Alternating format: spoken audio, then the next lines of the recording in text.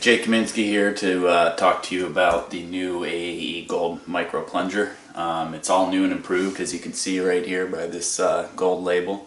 If you do end up buying one, check for this gold label that says new and improved on it. And it's going to have all the new features that is new for this year.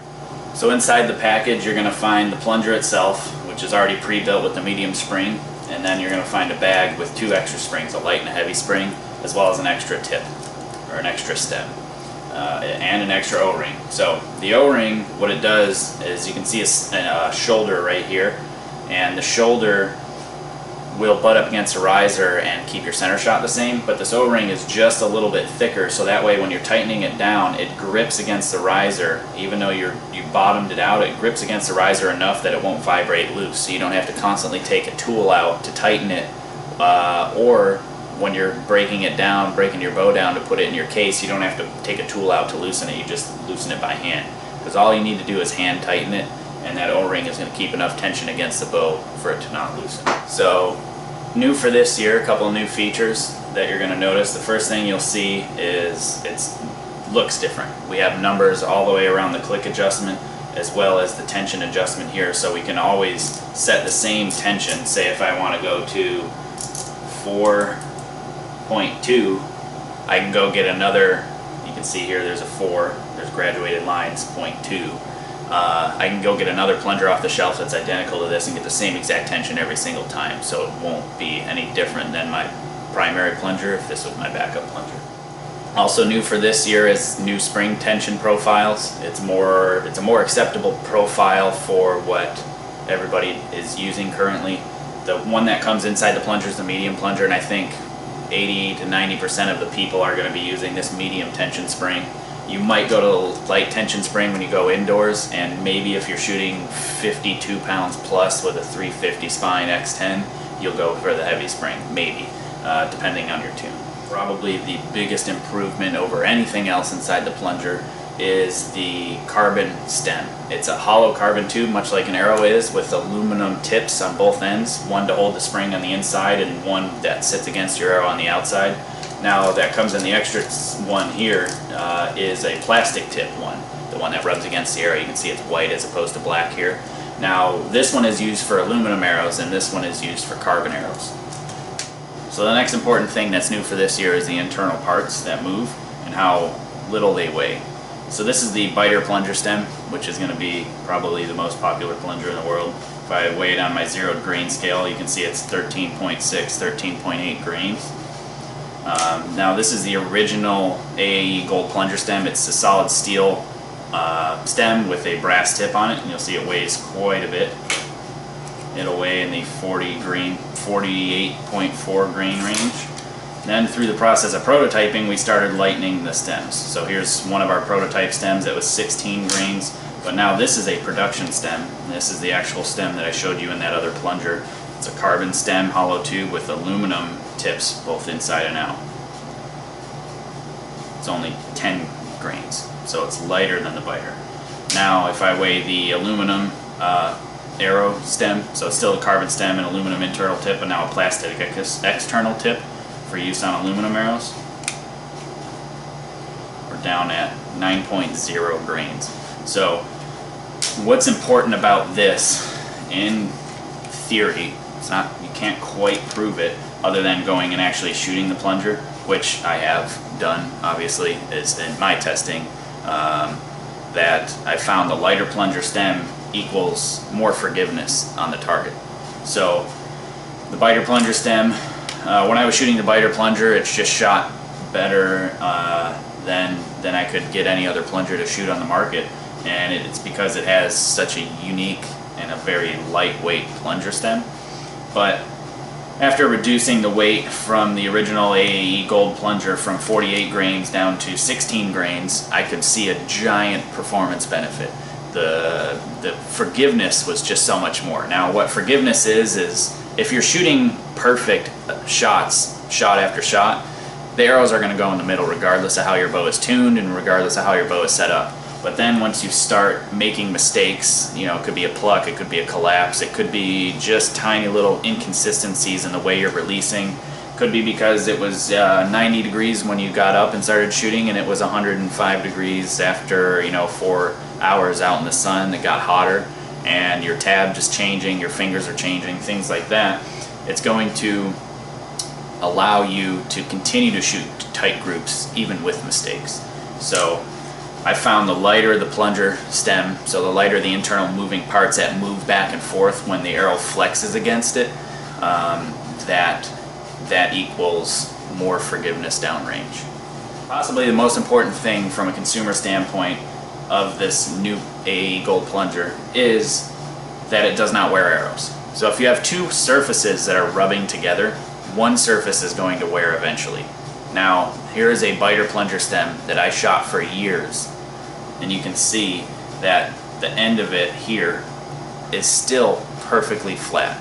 There is no grooves worn, nothing worn, and if your bow is set up right, you will never see a biter plunger stem wear, which is great. It doesn't change your center shot or anything like that, but that means that one of the surfaces of the two that are rubbing together are going to wear. So that means you're wearing out your arrows. You're wearing out a $350 set of arrows for just a dozen, and you're not wearing out a plunger stem that costs pennies, basically. So if you look at our stem here, this is the brand new stem. It's completely black. You don't see any wear at all because it's brand new. So it was silver, because that's what aluminum looks like when it's raw. But then when you hard anodize it, we anodized it black for the hard anodizing. But you can see how this plunger stem right here is slightly silvered. And you can see that this plunger stem, which I have shot for 8 months now, is just barely wearing. You can still see plenty of black, and you don't see any sort of grooving or cupping or anything like that in the stem. It's still perfectly flat, and it's basically, you're not going to be able to measure the amount that this is actually worn over 8 months. But again, two surfaces are rubbing together. It's showing that this surface is wearing, so that means the arrows are not wearing, which is very important. I'll be able to show you that in a little bit. Here's a brand new aluminum plunger stem, or used for aluminum arrows rather. Still a carbon stem with the aluminum internal tip, but then the tip is made of plastic. So the plastic will wear very quickly on carbon arrows, especially in high weight, high speed bows. But if you look at this stem, this is a stem that I used all of indoor season.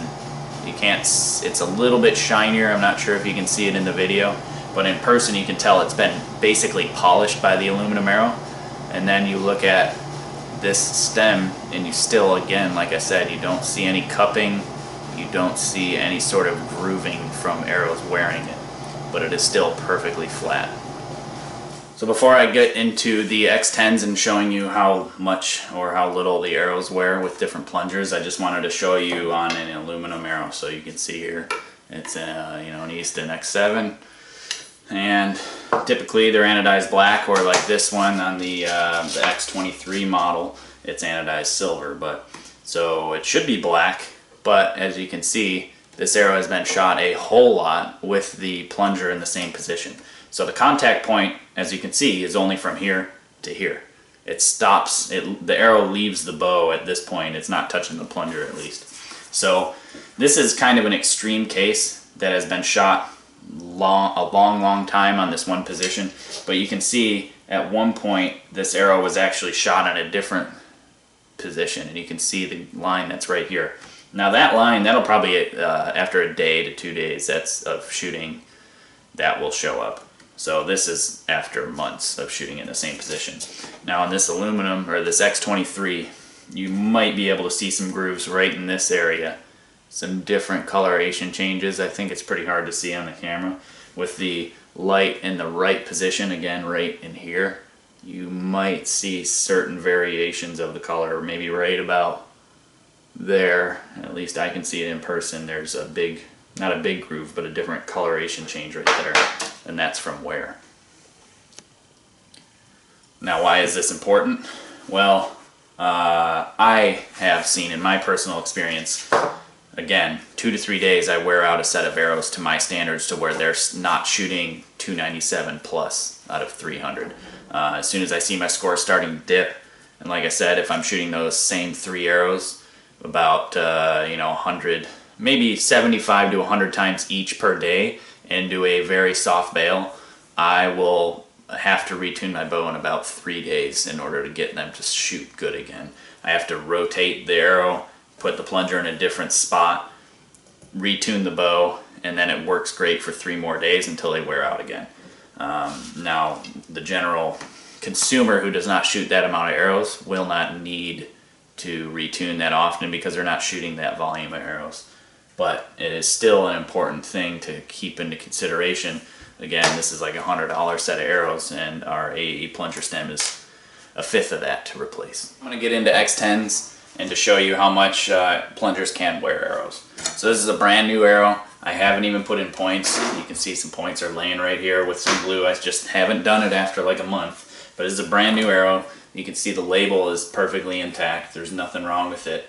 But what I want you to do, and I'm going to call this the AAE Gold Challenge, basically. I want to challenge you to take your arrow and grab it where the contact point is. Now remember, on this aluminum arrow, where the contact point was. So if I lay these two side by side, you can see the wear mark right down here, from here to here, on this aluminum arrow.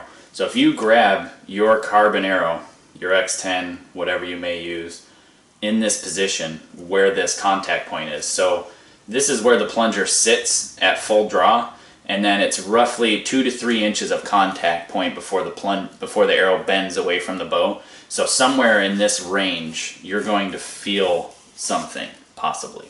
So if I were to grab this brand new X10 right here and spin it, it feels perfectly round to me. Now, if I were to grab my other arrows that I have here, here's an arrow that's been shot a whole lot. As you can see, the label is starting to wear away quite a bit. But if I grab it in the same contact point and I rotate it, I can feel multiple grooves and multiple flat spots. Now, the way that I can hopefully illustrate this is with a micrometer. This is a very cheap micrometer, so it's really not going to work for me in this demonstration, but it'll at least be able to measure a couple of points and be able to show you the differences. And if at minimum, you can use this as an indicator of how it sounds different. So let me zero it. If I take the brand new X10, grab it in the contact point, you can see 203 thousandths, 204 thousandths. But as I rotate it, I'm not feeling any grooves, any flat spots. And I'm taking a couple different measurements in the same area, trying not to move front to back because these arrows are barreled. It's staying right at the same measurement. Now if I move the camera, or the arrow close to the camera, and I move it,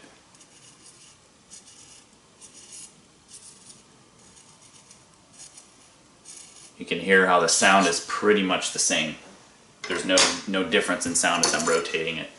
Now that was a 450, this is a 410, so the sizes are going to be different. But if I find a spot where I feel that groove and I measure it, I'm right at 208 thousandths of an inch. Now it could be plus, it could be minus, 209, 208. If I'm rotating it, I just found a flat spot. See how it jumped down to 207? If I go past the flat spot, I'm up again to 208, back down to 207.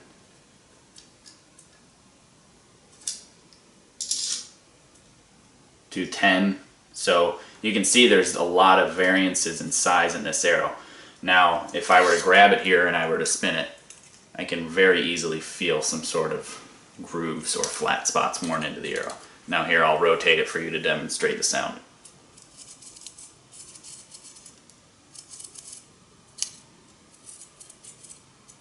So there's a flat spot, I can feel it won't rotate. And then it's jumping to different positions.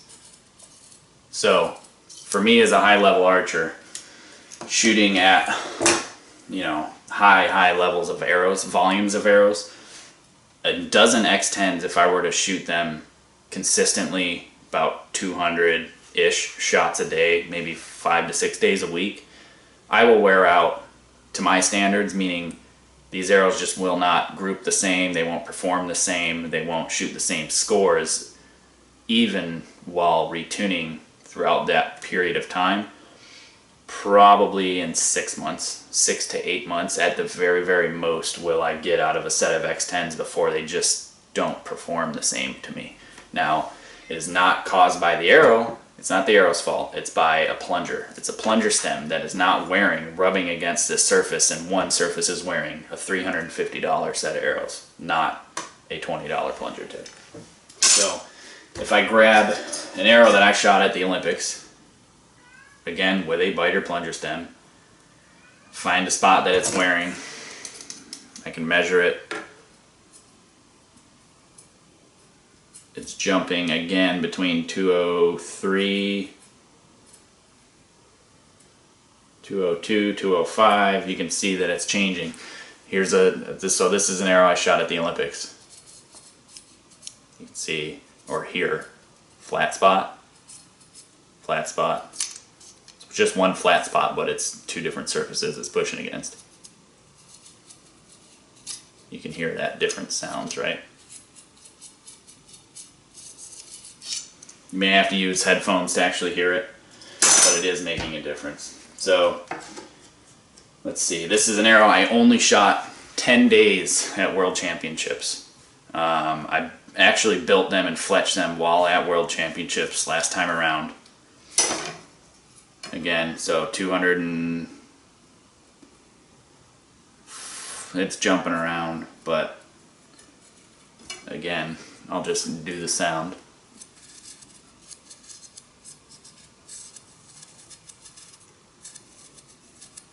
You can hear it like a thump as I'm rotating it. Again, I'll show you the brand new arrow just to demonstrate again.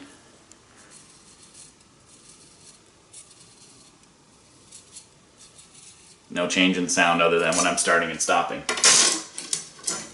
Worst case scenario.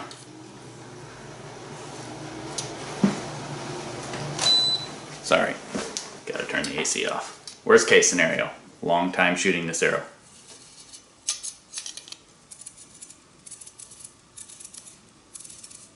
Difference in sound. Now, this arrow I shot for over a year, as you can see by the label is starting to wear. I shot the biter plunger stem for one tournament, Arizona Cup, last year in 2014. And I can feel a groove just from that one tournament.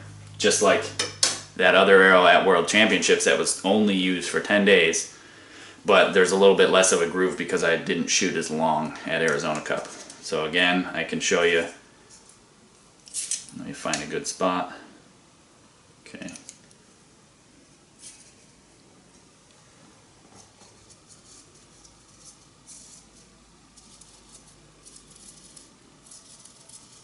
So you can hear that. But this is 1 year. 1 year of shooting.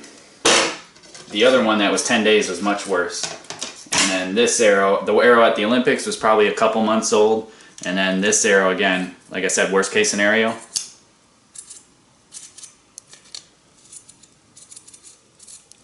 Probably 6 months with a biter plunger.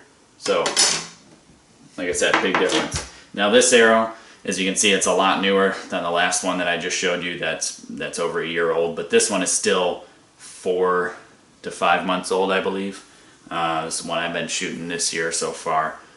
But if I grab it in the same contact area, right where it's been, you know, right in this area here, as I spin it, I can feel no groove, but I can show you it as well.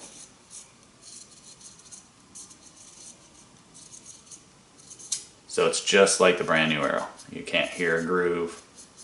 It's not like feeling a lump or a bump in it. But, like I said, I'm calling that the AAE Gold Challenge. I really would like to see some people try that just to awaken the consumer of how much plungers are wearing your expensive arrows. Now, nobody in their normal day goes and grabs an arrow and spins it and feels the roundness or not roundness of an arrow. That's just not a normal test. They all do the spinning test where they spin the arrow, okay, yeah, it feels straight still. You know, brand new, old arrows, whatever, they all feel straight, but it is still wearing the arrow. So, right in this contact area, grab your arrow, give it a spin, and see what you feel. Now I feel like this is extremely important because it's important for the arrow to be the same stiffness all the way around the arrow radially. So the stiffness here compared to the stiffness here compared to the stiffness here as I'm rotating this arrow should be the same. If I'm wearing flat spots on the arrows, that's taking away part of the material and it's changing the stiffness of the arrow. Now you can retune and keep retuning and retuning and retuning to continue to get the same performance, but it still is wearing out the arrows. And even if after you're rotating the arrows, you're rotating in different positions, if you're not marking your arrow when you break the knock to put the knock back on the same exact way every time. So say if you had it sitting here where this groove is, and only on this arrow does it work because you can see it. You got a groove wearing, you're shooting, you hit this arrow and you break the knock. What if the knock flies off, or you can't tell where it was, or if it moved when you hit it, which it happens all the time. You go to put in a new knock, if you don't index it to the exact same place, again, you're changing the stiffness of the arrow. Now this arrow will shoot different than the rest of the arrows in your group. Just to recap, is the markings on the plunger to get it in the same position, spring profiles, the smoothness of the internal of the barrel, and most importantly, the plunger stem. It's now made of hollow carbon stem, hard anodized aluminum tip. It's lighter, going to react faster to give you more forgiveness, which I fully believe in. I've shot better scores in practice and in competition more consistently, more important, and really believe that this plunger just flat out outshoots anything out there on the market. Now a quick tip on how to make a quick test of your plungers. If you were to buy, say if this is an old plunger, this is a new plunger, and if you take them and put the plunger tips together up against the center shot locators, get your center shot set the same, or measure it with a dial indicator or anything like that. Measure the center shot, get it set the same, sight in with your old plunger at whatever distance you want to shoot, then put the new plunger in and dial the spring tension up or down depending on your impact point. Get your impact point to shift. So if you're hitting to the right and you're a right-handed archer, put the spring tension up to get your impact point the same. That way you can easily switch between both plungers to test it out and see which one shoots better. Now, that doesn't mean that the tune is the same, because the friction on this plunger is a whole lot less than the majority of plungers out there, so it doesn't mean that it's going to shoot a whole lot better, or meaning shoot to the capacity that it can shoot, but it will give you a quick test to see if it's worth tuning from there. Then after you do that, then I would go back and retune your bow with a new plunger, get it set how you normally tune your bow, and then really test. So I really think that because of the internal parts that are lighter, your scores are going to go up. But also, you're not going to be wearing out your arrows as much, and it's not going to be changing its tune, which will also make your scores go up. But it's much easier to replace a part that is much cheaper than a $350 set of arrows. And I really think that it's important for all the consumers out there to really see how much of a difference true round arrows and a plunger stem that doesn't wear out your arrows.